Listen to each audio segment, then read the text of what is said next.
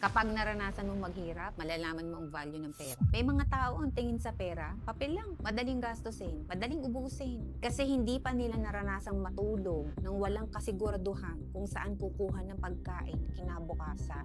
Hindi pa nila naranasang mangutang para lang may maipambili ng gamot. Hindi pa nila naranasang bilangin ang natitirang barya para malaman kung kakasya pa hanggang sweldo. Nakakatawa, no? Kapag marami kang pera, ang dali mong sabihin, okay lang yan, bili na lang ulit. Pero pag dumaan ka sa matinding hirap, bawat piso mahalaga.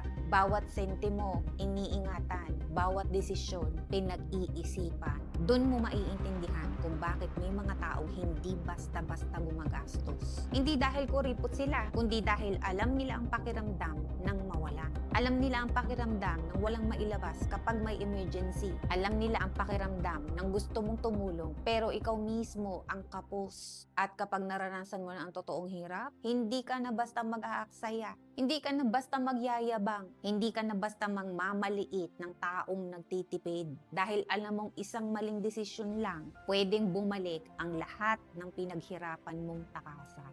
Kaya kung gusto mong matutong pahalagahan ng pera, huwag mo lang alamin kung paano ito gastusin. Alamin mo rin kung gaano kahirap itong kitain.